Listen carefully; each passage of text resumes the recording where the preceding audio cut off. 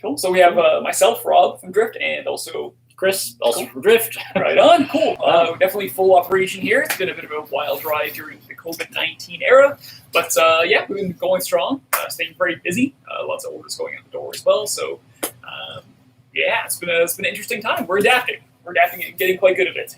Yeah, well, I think about on time now. If we want to kick off the first question, you have a list there from the last couple of days. Absolutely. So some great questions. The first question I want to get to is from Dan. He asks us, how do you cope with the loss of what would have been a personal best? And we got a phone call from Dan earlier today. He was on the Grand River and he broke off a fish that he is saying around 24, 25 inches, a brown trout. And that's a substantially big fish. And that hurts. That's a bad one. Those fish stick with you longer than a lot of the fish that you do land and have success with. They haunt you, they stick with you, they motivate you. So I would say, Chris can get to answer this as well, but in terms of how do you handle it, how do you move on, is you learn, you motivate yourself from it, and you just look at the experience as a big learning experience and just grow with it itself. And then remember it and let it get you, like when you're in the water, like really remember what you did, where it was, and just keep on doing that because it worked. So lots of things to grow with. Yeah, I'd agree, definitely. Really, you don't get over it. You will remember it, like Rob says. But yeah, take what you can from it for sure. Absolutely. And just you have to lock those images in your brain because they're your memories. If you have a friend on the bank, he's going to remember that as well. Go down in history as the one you lost, but hey, those are all great fish. And it took your fly. That's the biggest part, is that you got the fish to take your fly. That's success into itself. Cool. What's next? What are good pike flies? You've got the pike drawer there behind you. Cool. I'm going to scrounge in there and we're going to find a few. It is sort of a seasonal thing. Early season, a lot of folks will tend to go for smaller flies in the 5 to 8 inch sort of range. Chris can explain some flies there. I'll grab a few from here. Yeah, so even potentially smaller than that, really, depending on where you're fishing. River fish can be a little different. Lake fish, lake to lake, river to river, it's going to vary. Generally in the spring, you're fishing a little slower. So you want flies that are going to, leech patterns, things that aren't going to create a huge commotion, not going to dart really quickly or anything. Things that you can fish slow, kind of let flutter. Getting into sort of I shouldn't say middle season, but like late spring, early June, fish are the most active for pike, I find at least. So at that point, you're talking about like really erratically moving flies, things with deer hairheads, things that are going to push water. And the summer fish do kind of sink low again, so I would use the same kind of flies, but you just fish them a little differently, fish them a little slower, a little deeper. And just plated fish there. But yeah, big stuff like this, flashy colors. Pike are definitely into bright stuff. Blacks, leech pattern stuff might work early spring too. And just sort of match the forage if you're your local water body there. There's a term that floats around, like sort of match the hatch and trout fishing a fair amount. And like the premise of that is to match what the fish are feeding on, not necessarily the bug. But so in terms of that, like I look at the forage base and just replicate it and fish with it. So I'm fishing very heavily pressured fisheries. Say like Ontario, for example, they're ultra fussy fish. They have a plethora of foods while they want to go after your fly. So mimic your fly as best you can to the forage, and you may have more success that way. I'm just showing off a bunch of flies here, bunny strip patterns. These guys are the Outlaws, are fantastic. These are all available in shop with Drift. If you do want to grab a couple, you can just call us and let us know.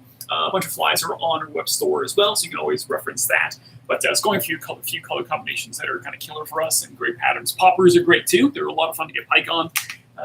But yeah, this guy here, some of the fire tiger colors are absolutely fantastic. So there you go. Right on. Nice. Cool. So, moving onwards with questions, we have a couple more. Let me find those things. Give me a second here. I'd also say to the pike fly question, best fly is the one that you can cast. So if you're fishing with an 8-weight rod and you're limited to an 8-weight, even if a honking big fly would work really well for you, you're not going to be able to fish effectively throughout a day trying to cast this thing 15 feet.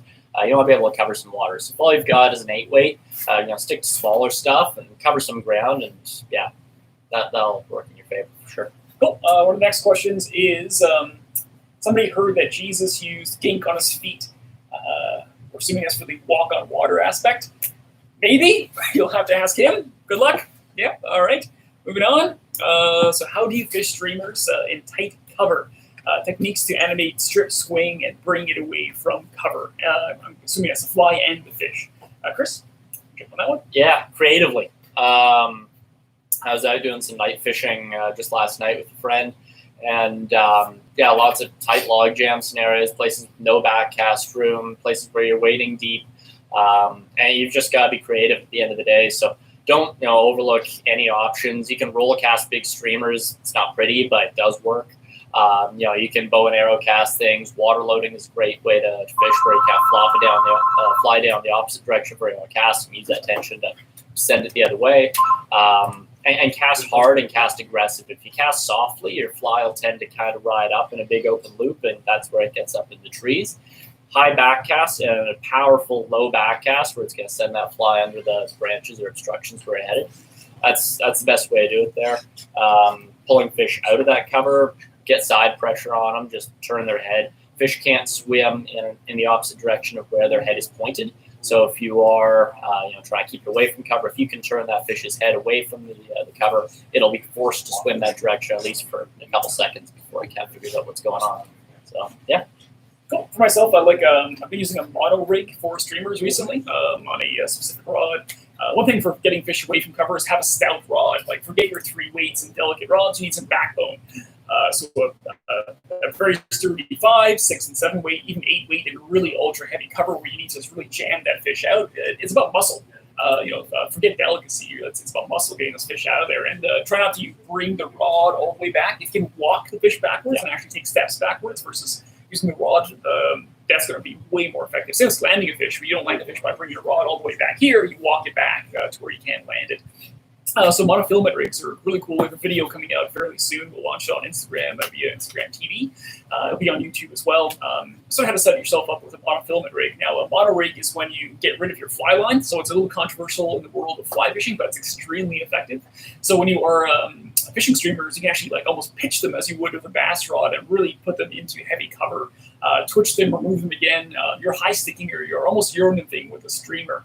You need heavy streamers with either heavy cone heads or dumbbells, or just a fly that's very heavily waterlogged, which you can fling out with the weights. So you're bridging fly fishing and spin fishing in this situation, and it's extremely effective. Have not tried it yet? Get out and try it. It's really quite good. Cool. Yeah, right on. That's great. Awesome. Next question is from Joel. For fishing bombers for Atlantic salmon, should we use a single hand rod or a switch rod? So I've been up to the East Coast a number of times, and if I had a single rod to bring with me, it'd be a switch rod. They're really diverse, but not all switch rods are the same. So we'll look at a rod that's in a 10-foot sort of range, maybe 10.5 feet, so you can single-hand it if you want to. The longer you go with your rod, the less accurate it's going to be, the more tip wobble you have, and your fly line follows your rod tip. So your rod tip out there is doing this, your fly line is going to be doing this too, and your bomber's going to land here versus where you want it to be. So single-hand rods are great for accuracy, for line control, and because the rods are generally shorter and lighter in weight, they're easier to cast as well. So I'd say if you're going to bring a rod out there for dry fly fishing, bring a 10-foot 8 weight. That's going to be a dynamite rod, or a 10-foot 7 weight. 8 weights are great because some of those fish can get pretty big and pretty nasty. So those heavier rods do help. 10 feet also allows you to have more line control, picking your fly line up off the water and mending, along with clearing more water or clearing the water with your cast. If you're up to your waist in water, the extra foot of rod really helps you get a line off the water because you've lost 3 or 4 feet of height as it is. Chris, any suggestions? Yeah, that'd be good. If you are planning on doing a kind of one setup for everything, like a short switch rod, just make sure your line is catered appropriately toward that. Like, you throw an OPST like Skagit head on there. Well, swing flies fine, but you won't be able to effectively cast and mend fish bombers with that. So, yeah, you can do it with different setups. Just make sure the line is tailored to it too. But yeah, so your line choice is very crucial in that as well. Salmon live in cold water, so find a cold water tapered line, and also something that's going to help carry out big bugs. If you look at a bomber, a classic wolf-style bomber, cigar-type bomber, and you look at a bass bug, they're actually very similar in size and nature. So when you're selecting a line, think about your needs for bass fishing, but in a cold water setting for Atlantic salmon bomber fishing. So one of the really great line used by a lot of folks is the Rio smallmouth line. Now, sometimes when in midsummer the water gets fairly warm, or you're in a canoe and you're fishing with bombers, so that line will handle warmer temperatures and not get all mushy and soft on you. Airflow has a really great line called the bomber line. It's actually designed for bombers. It's a little bit of a more an aggressive head to help carry out those bigger and bushier flies. So look towards lines that will do that job versus making do with a really delicate presentation line like the Atlantic salmon line, because they won't carry those big bugs out for you. Right on. Right on. In terms of leader length, we can touch on that quickly too. Why not go through the whole system? Leaders that are 9 to 12 to 15 feet, a big element is keeping that fly line away from the fish. These fish are in sometimes extremely low and clear water. They can see everything, they can feel everything. And imagine a fish that was in a blue water pelagic environment that is now in a very, very tight room. Anything's going to spook it. So a fly line crashing over its head is really going to spook it out. So a longer leader, it's going to turn over those big flies. It's going to be a huge, huge asset. So yeah, go with that. Think about that. Keeping your fly away from the fish as best you can. Cool. Next one is for casual fishing. Is a Euro nymphing line, like the one by Rio or Airflow, a good choice, or is a mono rig the way to go? So those Euro nymphing lines are really built for the specs within competitive fly fishing. So there's a controlling board of fly fishing that says you must have a line of this diameter. So as much as they are great for casual fishing, you don't necessarily need one for your nymphing on your free time. If you're competing, yes, absolutely, you must stick with those lines that are within that spectrum of diameter itself. There are great solutions if you want to use that style of line on top of an existing fly line. It's called like the Rio Shorty. That's a great option. We have them in the shop. They're fantastic. Sold out a number of times. Really popular. What it is, it's about a third of a regular Euro nymphing fly line. So you attach the balance at the end of your fly line, and it becomes this Euro nymphing line. Then you put your leader on top of that as well. Chris, do you want to jump in on this one? Yeah, so I would agree. Like a mono rig does usually fish better than a Euro line. So if you're casual fishing, is a good cause or a good case for why you would want to use that. And the shorties are awesome for converting a regular fly line into sort of a Euro setup. The other reason that folks like a Euro line, though, if they are just casual fishing, is for the feel.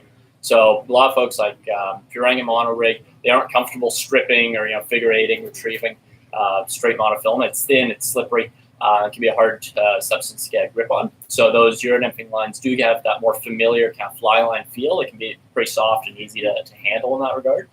So if it helps you have more control in the water, control is really key when it comes to any kind of fishing, but especially nymphing.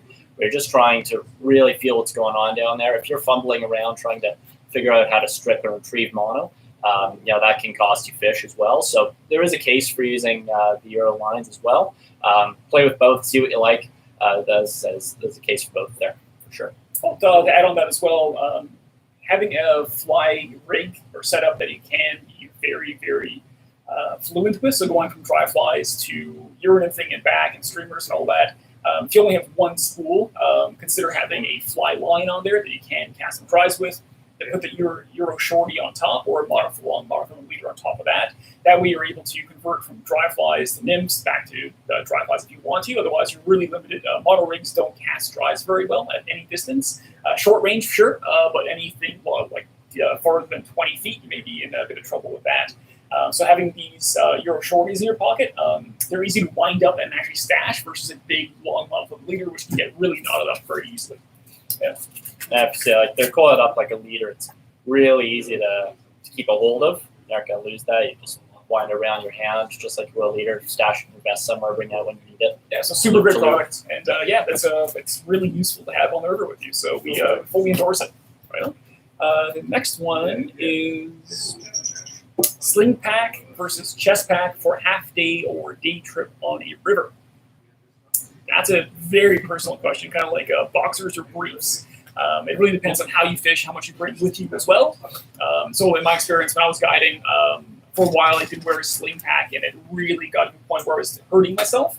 And those are multi-days, like many, many days in a row, with camera gear, with water and lunches and fly boxes, the whole kit. But if you're going up for a half day, sling pack's great for putting a jacket in, a water bottle, things like that, your lunch. You're not going to wear it super, super long. It's not going to fatigue you as much. Now, in terms of a chest pack, You got to figure out where you're going to put your water. I'm wearing a chest pack now. I'm clipping a Nalgene on the back of my my neck clip back there. It's bringing it with me as well, and a few snacks, so that works quite well. It's really a personal preference thing, Chris. Yeah, and then consider how you fish as well. I'd say, yeah, capacity is a big concern. Chest packs are low capacity. Rob and I both wear the cross current chest pack from Fish Pond, which is great. It's got a little backpack built in, but it is still fairly limited. A sling's going to allow you to carry, that lunch, that water, the extra fly boxes a lot more easily. Chest packs are a lot more accessible though. So, say if you're trout fishing and you're re-rigging all the time, tying new tippet on, going to change up split shot, indicators, flies, whatever. It's really nice to have everything right in front of you. Even though slings are convenient, you can, with unbuckling one strap, sling them around. It does take more time than just doing everything right up front here. So those are a more efficient system for that. If you're, say, bass fishing or steelheading, where maybe you're not fussing around with tackle quite as much, sling is a nice out-of-the-way, easy solution. I'd also consider if you're spay fishing or single-hand fishing, if you're trying to spay cast with a chest pack on, that can be a real hassle. It's right up where your hands have to be when you're casting.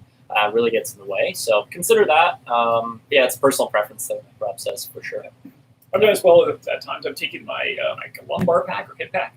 I've slung it across my chest as well. So something like that can do for double duty. If you're wading really deep, just unclip it from your waist, strap it around like a sling and then walk across the river. If you find a spot bumping your hips or bumping your shoulder, put it back down again. So they're quite versatile. Cool. So next question up is material suggestion for steelhead leaders. Okay, so it comes down to monofilament, but do you want fluorocarbon or do you want nylon? Now, they're both monofilaments. We hear often people ask for a spool of mono. Well, it can be either two things. They're both single-strand products, so when you come into the shop, just if you know what you're after, like fluoro or nylon, it helps us sort of navigate what your needs are. And in terms of length, he also didn't specify what how he's fishing for these steelhead. Yes, he did not. Yeah, so we'll go over top to bottom. So if you're fishing flies just slightly subsurface, skinny water stuff, or you're fishing with dry flies and skating flies, a tapered leader is a great way to go. It's going to really help you turn that fly over and get it presented right away for the fish. If you use a really long, say 8, 9, 10, 12 feet longer of, say, straight maxima or fluorocarbon, there's very little turnover power in that. So your fly may come out and may flutter down and collapse in a big heap and then kind of straighten out. You're going to lose a lot of your swing and presentation. So a tapered leader really helps you turn that over and start fishing right away. In terms of materials, if you're fishing on the surface, go with nylon. Nylon floats. It's the simple solution. It makes sense. If you are now fishing subsurface, we suggest going with fluorocarbon. Fluorocarbon does sink. It is also less visible to fish, and it is more abrasion resistant as well. So why not go that route? It's a bit more expensive, but we think it's worth it. I'm a huge advocate of fluorocarbon myself. And if you're fishing with sink tips and going subsurface, look at water clarity first. If you have if the water is super clear, have a much longer leader, 9, 10 feet sometimes of a straight piece of fluorocarbon. If the water is murky and dark, go shorter. You don't have to go very long. Fish can't see your tips of your line very well. The longer your piece of fluorocarbon or nylon is, the less effective your sink tip is going to be. It's going to have a harder time to pull down your fly. So that's when you want to match the density of your sink tip to the density or sink rate of your fly to have them come down together. So a bit of stuff to think about in that. Chris? Yeah, so I think that covers it pretty well for swinging flies. If you are nymphing, a little different. If you're going to nymph, nylon leaders, nylon floats. So that is what's going to run to your indicator. Now, obviously, you don't want fluorocarbon back there because that just it starts sinking. You aren't able to mend effectively. You have very little control. So nylon leader and then fluorocarbon tippet. The tippet is going to be your entire subsurface leader material, and as Rob says, it sinks. It's less visible underwater, so you run that below your indicator to your flies. Size-wise as well, I don't think we really touched on there. Oh, yeah. So if you're nymphing for like the Southern Ontario stuff, I should say, in our waters, I would say like a 3X is usually sufficient for tip material for nymphing. You don't need to go quite as heavy on that. For swinging, I would say usually a 10, 12 pound is generally preferable for your swinging applications, because your takes are going to be a lot harder. If you do need to get down further, you might want to consider going down to thinner diameter tippets when you're swinging, especially because you're not using added weight apart from your fly. That thinner diameter tippet will cut through the water. It'll have less drag. It'll hang up less on the water as it falls down. Thing is, though, you just have to be ready for that hard take, and you might bust more fish off. So generally 10, 12 pound is a good safe route. Yep, I always pull a spool of 10 and 12, and I never really go lighter than that. Yeah. Even with my nymphing, I use 8 pound fairly often. 6 pound is when the water's skinny and it's more finesse. I find 6 pound I can break a lot of fish off, so I'll stick with 8 pound and go with that. Cool, right on. Next question is, how often should you change your fly line? So we get this quite often. Fly lines can last a very long time, but it depends on how you treat them and how you look after them. We've seen fly lines that are 10 years old and they're still in great functioning shape. We've seen ones that after a few months look like they've gone through hell and back. And not even by people who are fishing a lot, they're just not really looking after a line very well. So if you're out on the water and you're stepping on your fly line, it's in the gravel and grass, you're casting in a park, you can burn through a fly line in a week. Really, you can really do some damage very seriously. So if you look after your fly line, fish it gently, or look after it, don't put it in nasty conditions. It should last you quite some time. You will have to clean your fly line. You will have to lubricate your fly line as well. Out of the box, they're ready to fish, but after a few fishes or a half season, depending on how much you fish, you may want to clean that line and re-lubricate, and then look for any nicks and cracks in the line as well as you go. But yeah, don't store them in your car trunk or hot cars. Keep them in a cool, dark, dry place as you would most other things. They are not fragile by any means. They are quite robust, but you can damage them with misuse. Yeah, that really covers it pretty well. Cool. Yeah. Right, and our last question here is our favorite largemouth flies, and let's see them. This is from Mitch from the SoFly crew. So that's a lot of flies. Largemouth bass is quite a large variety of flies that we'll take, and they'll take some really big stuff. Like poppers like this are not obscene or unheard of for largemouth bass. I've also caught largemouth bass and small leech patterns, like sort of finesse stuff as well. So Chris, want to grab a few flies that you would want for bass? Sure. I've got bass on musky patterns too, like the really big stuff there. Oh yeah. Really depends on, again, location. I would say is the biggest thing. Largemouth, generally we're talking lakes, not so much rivers like we are smallmouth. And lakes, I would say, a lot of time you can get away with bigger stuff. But on those tough days, for sure going small to like small trout flies, even swimming nymphs and things does very well. Well, I fish a ton of are actually just trout streamers. Things like a lot of Kelly Gallops flies, sex dungeons, circus peanuts, things like that. They work really well. They move well. They fish them the same as you would for trout and rivers. And I absolutely love these things. But yeah, basic kind of zonker patterns, leech patterns for those tough days are absolutely terrific. And again, kind of match your forage, match the hatch. So fishing, an area where you've got a lot of perch, throw on something kind of yellow and olive. If you got, more crayfish than anything, try, rusty kind of colors. But really, don't be sucked into the idea that just because a fly is tied for a certain species, that won't work for another. I know, Rob, you've got your own selection there. Few flies here, sort of a craft for minnow, epoxy coated, thing darts beautifully, smallmouth and largemouth. Do crush this thing. Sort of deer head patterns that sort of gurgle and pop near surface are really good. Marabou tails, lots of movement in those. Frog patterns, deadly. Fish are sitting below lily pads or by the bank. They'll be crunching on frogs. It's an easy meal, nice and soft. Crayfish patterns in many forms. Ultra dynamite for both smallmouth and largemouth. Diver patterns with a big foam head, kind of angled down, so it'll push and gurgle. Super deadly too. Other baitfish patterns, like those there. BJ minnows are dynamite too. They're available on the web store. And yeah, this goes on and on. Really, they take a lot of stuff. Big deer hair poppers. We got lots of things in the shop for largemouth, and largemouth opens up in 2 weeks or about bass. Depending on where you are, maybe a week. I mean, a week, yeah, exactly. In zone 17 and in Lake Ontario. 20. Yeah, 20. And then after that, the rest of southern Ontario opens up. It's already opened further north in northern Ontario. It's a full year season up there. So yeah, basically every fly. That's kind of how it goes. One great little thing, if you already have like flies, you probably already catch bass with what you have. For example, talking about Atlantic salmon bombers. Why not use those for bass? Get them out, skate them on rivers, or pop them, let them sit and flutter, dead drift them. They're dynamite, and bass will crush those as well. So everything is a bass pattern. Yeah, kind of a running joke in the shop. What do you use for bass? Stuff like just whatever's here, big nymphs, you name it. Yeah, cool. Well, I think that concludes our first or second, I guess, now Q&A. Yep. But I'm sure we'll do another in the near future. Yeah. If you want to add anything to that. Yeah, to send us your questions. We're always happy to have questions. We don't answer them on the show or these Q&As where we bank stuff, and we also use it for other episodes or other Q&A sessions. Stay in touch. We're probably going to put more stuff up online. We are a Canadian fly shop servicing all of Canada from coast to coast to coast. Prices are in Canadian. We're in downtown Toronto. We ship orders out every day as well. We have a really great web store, so check it out at driftoutfitters.com. It's a link on the page at Shop Now. You can fire over to it, and we have a ton of stuff in the shop, and we're shipping out every day, as I mentioned. Well, thanks for joining us. That's about it. And get on the water, have some fun, stay safe, social distance. That's why this barrier is here between Chris and I. Can't touch him. And yeah, we'll see you soon.